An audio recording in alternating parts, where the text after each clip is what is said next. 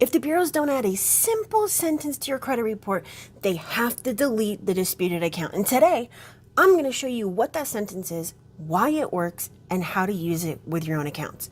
I'm also going to show you an easy trick for collection accounts to increase the chance of a violation.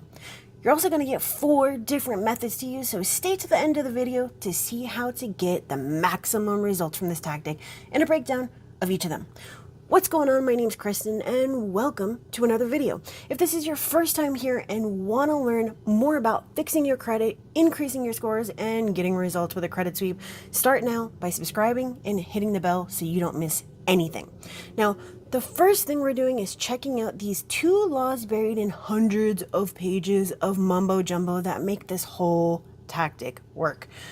We're using FCRA section 623A3 and FDCPA section 807.8, and both of them say the same thing. If a consumer disputes an account, the account needs to be marked as disputed on the credit report. Otherwise, it's a violation. So the sentence that needs to be added to a credit report says disputed by consumer or something similar. And you're actually going to see this in the comment section of an account. Now, let's be honest about this. Just because the laws say they need to put this notice on the account, the truth is 90% of the time, a collector is not going to add the sentence, and the majority of the time, the credit bureaus won't either. If they do, it's not going to be within 30 days, right? So you're likely to see it added on like round 2 or 60 days, but it doesn't matter. Their timeline was by the 30th day after they received your first dispute. We're going to prove they didn't do it by sending certified letters and give them the choice of either liability to you for damages up to $1,000 per occurrence or deletion of the account. The key here is chain of custody. The more people involved, the more likely there'll be a mistake because there's so many people in the mix, right? Here's what I mean. You contact the collector and they have to contact the bureaus and the bureaus have to act in time. You contact the collector and they have to contact the bureaus, and it's the same thing. So here's a simple explanation of why this works. And then I'm going to give you 2 example letters and 4 methods. So at the beginning of the video, I said that just because there's a law, it doesn't mean they'll comply, right?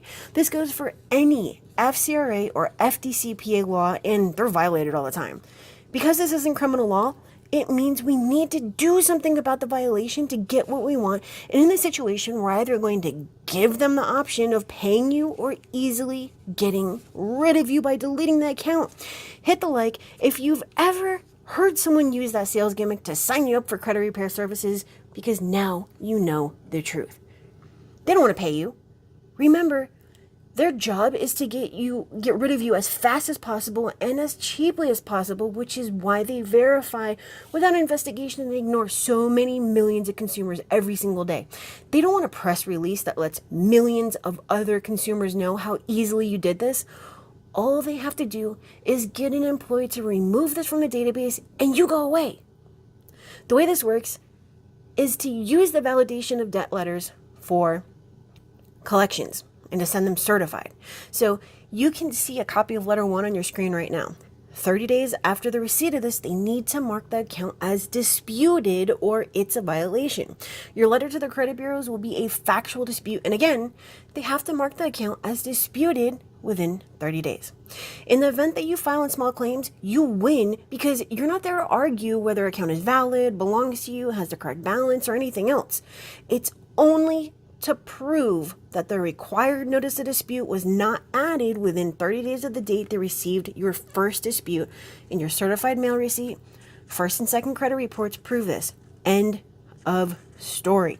Now here are 4 methods. So method 1 is to dispute with the collectors first. They're significantly less likely to enter the notice. So if the account is still there, you can continue with the validation of debt method or file against them for failure to notify, right?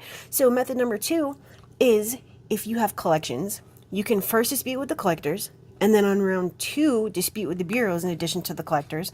And you can either catch both of them for violations and file against them or move on to factual disputes. Method 3 is to do bureau-only disputes. So you're either going to file against them for failure to notify after round 1 or 2, or keep the violation in your back pocket to take them to court if the factual disputes do not work. And lastly, method 4, the squeaky wheel.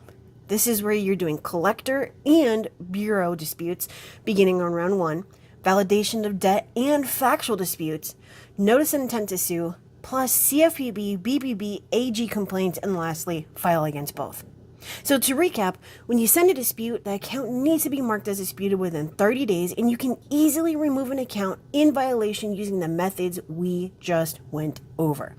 If you'd like to learn more about using these 4 methods or on how to do factual disputes, check out the links in the description. You'll also find a link to schedule a call with me if you'd like to see if I can do your credit sweep for you. That's all for today, so click on the next video and I will see you there.